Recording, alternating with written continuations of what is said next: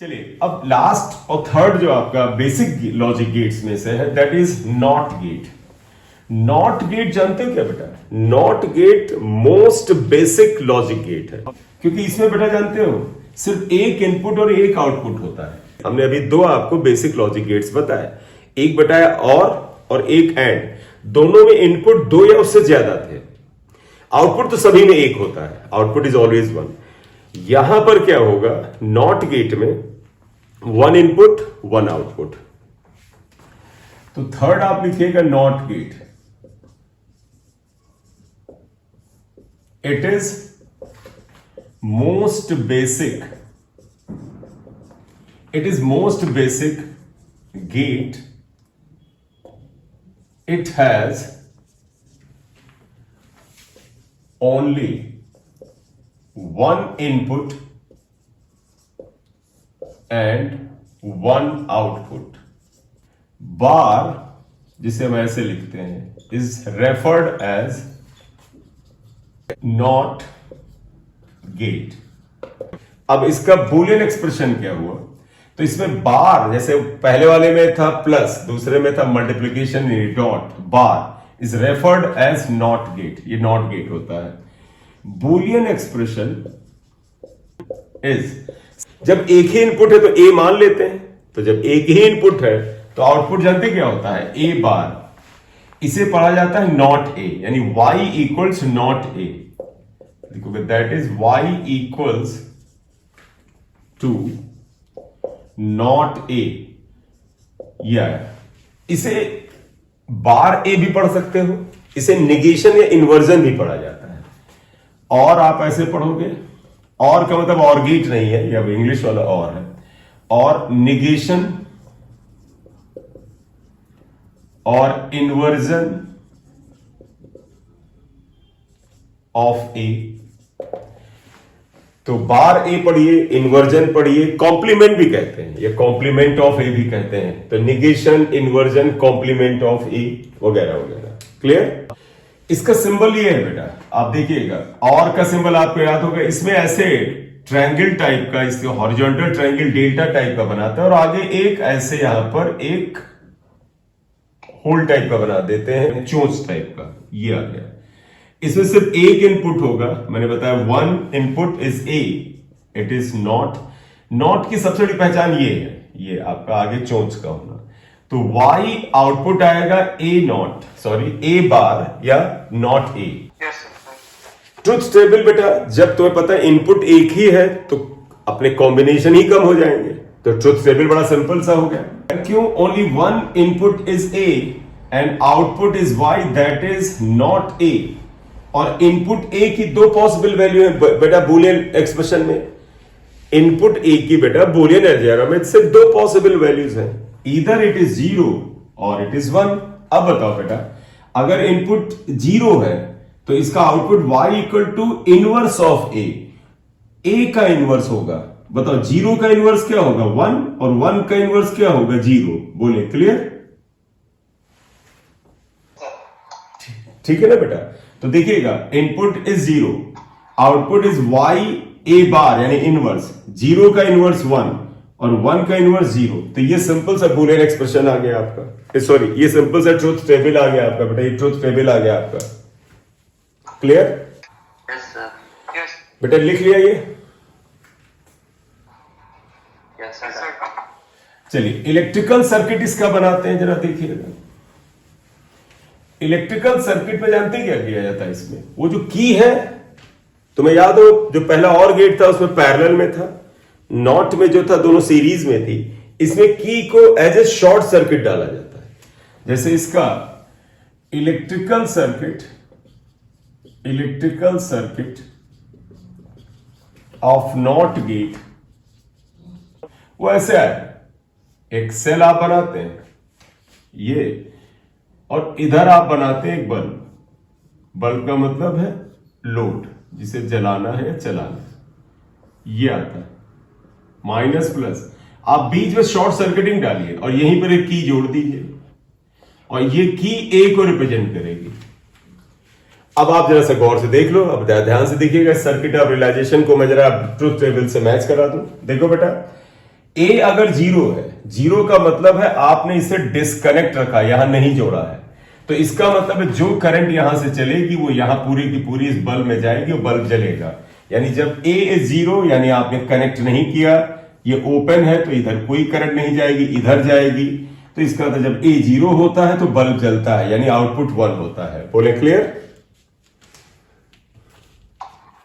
Yes. अब Yes, sir. अब अगला चेक करना। देखो ए अगर 1 है, 1 का मतलब ए को आपने ऐसे कनेक्ट कर दिया। जैसे ही कनेक्ट करोगे इस वायर का रेजिस्टेंस 0 है, शॉर्ट सर्किट है, तो पता है ये करंट अब इधर जाएगी नहीं। अब इसमें करंट 0 हो जाएगी, अब सारी करंट इसमें चली जाएगी। तो बताओ बल्ब में जब करंट ही नहीं जाएगी तो बल्ब जलेगा ही नहीं। तो ए को 1 करोगे तो ये 0 हो जाएगा, यानी आउटपुट आपको मिलेगा नहीं। बोले क्लियर?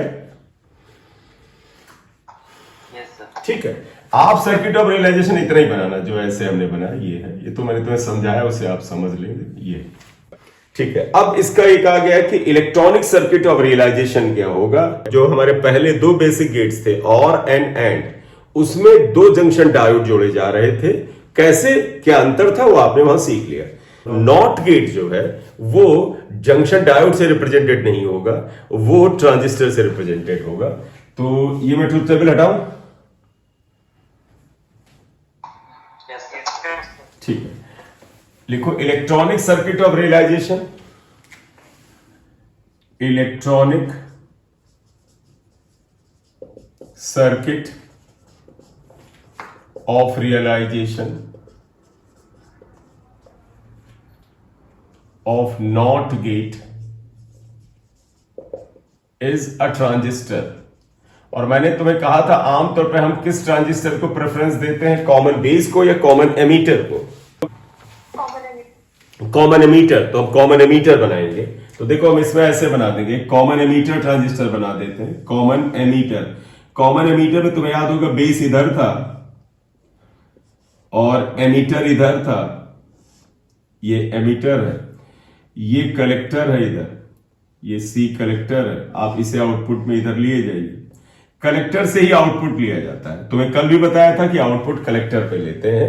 इनपुट में जो कॉमन टर्मिनल होता है उस पर तो नहीं लिया था, तो यहां बेस पे लिया जाएगा, बेस।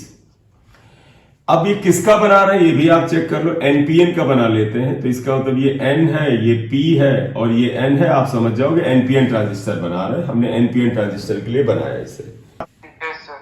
ठीक है, अब आप देखिएगा कलेक्टर है, कलेक्टर के साथ आप मानो एक रेजिस्टेंस लगा दो, ये हुआ।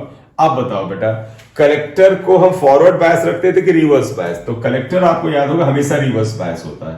तो कलेक्टर एन, हाँ देखो कलेक्टर एन टाइप का है, तो यहां एक बैटरी के पॉजिटिव से आप कनेक्ट कर दो, प्लस और माइनस, मान लीजिए 10 वोल्ट है। और तुम्हें बेटा या तो सर्किट को क्लोज बनाओ, अगर सर्किट क्लोज ना दिख रहा हो तो कह दो सर ग्राउंडेड कर देते हैं, क्योंकि जमीन से सारे टर्मिनल दूसरे एंड वाले लेके कर दो तो वो क्लोज सर्किट माना जाने लगता है। तो आप इसे ग्राउंडेड कर दे। तो गौर से देखिए, बेसिक चीज समझ लो बेटा, transistor is circuit of realisation for the not gate. For the not gate transistor is circuit of realisation. ये तुम्हें ध्यान रखना है। ये जो टेक्निकलिटी ये बता रहे हैं, ये आरसी कनेक्ट करो, ये कोई इतनी माने नहीं रखती है। हाँ इतना ध्यान रखें कि collector is always reverse bias and ये फॉरवर्ड बायस होता है, आप जानते ही। जो कॉमन टर्मिनल होता है जो किसी भी ट्रांजिस्टर का, उसे ग्राउंड किया जाता है। तो ग्राउंड आप कर दो। अगर अब इधर जाना है बेस पे, बड़ा टेक्निकलिटी में रहना है, तो बेस पे एक रेजिस्टेंस आरबी दिखा दो जैसे आरसी दिखाया, और ये इनपुट ले लो। तुम्हें याद होगा इसमें एक ही इनपुट है और एक ही आउटपुट है, याद है ना? तो देखो ये इनपुट आया, आप इसे पॉइंट नंबर 1 लिख लो, इसे जोड़ेंगे और देखें बेटा कनेक्शन ऐसे होना चाहिए कि एमीटर जो होता है, जो एमीटर होता है वो फॉरवर्ड बायस जाना चाहिए। एमीटर एन टाइप का है, तो इसका मतलब बेस पे बैटरी का पॉजिटिव जोड़ना चाहिए। तो देखो अगर हम इसको यहां जोड़ेंगे, बेस पी टाइप का, इसे पॉजिटिव आएगा। अगर बैटरी का पॉजिटिव इधर आएगा तो निश्चित रूप से नेगेटिव यहां आएगा। इसको हम ग्राउंड से कनेक्ट कर देते हैं। तो देखिएगा ये प्लस माइनस मान लेते V10 वोल्ट है। गौर से देखो, पॉजिटिव बेस के पी टाइप से कनेक्टेड, नेगेटिव ग्राउंड कर दिया, ये भी ग्राउंड कर दिया। जिनको ग्राउंड कर उनको जुड़ा हुआ मान लीजिए आप। देखिए ये दोनों अगर कनेक्ट कर दें तो एन टाइप नेगेटिव से कनेक्टेड, इसका मतलब एमीटर फॉरवर्ड बायस हो गया। एन से कनेक्ट किया तो इसका तो अमीटर फॉरवर्ड बायस हो गया। खैर, मोटे तौर पे तुम्हें क्या याद रखना है कि circuit of realisation of not gate is a transistor, एक ट्रांजिस्टर होता है। Clear? Yes, sir. Yes, sir. Wave form क्योंकि बड़ा सिंपल से यहां बनेगा तो मैं यहीं पे बना देता हूं wave form of not. Not का वेव फॉर्म अगर आप बनाते हैं तो इसमें एक ही इनपुट है ना बेटा, देखो आप ये एक इनपुट ले लो और एक आउटपुट ले लो। ये आउटपुट हुआ y इक्वल टू ए बार और इनपुट हुआ a। थोड़े छोटे इनपुट बना लेते हैं, ये ले लिया।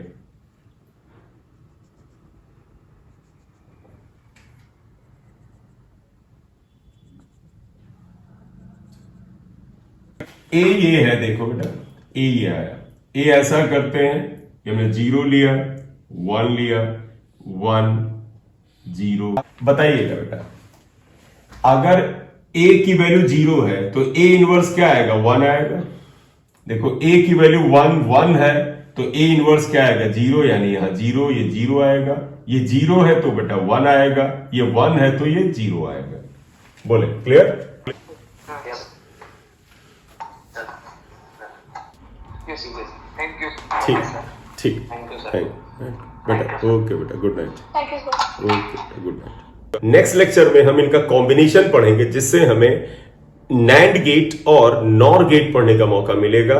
और उसको जब हम स्टार्ट करेंगे तो उस लेक्चर की स्टार्टिंग, जो अगला लेक्चर होगा लॉजिक गेट का, वो डी मॉर्गन्स थ्योरम से स्टार्ट होगा।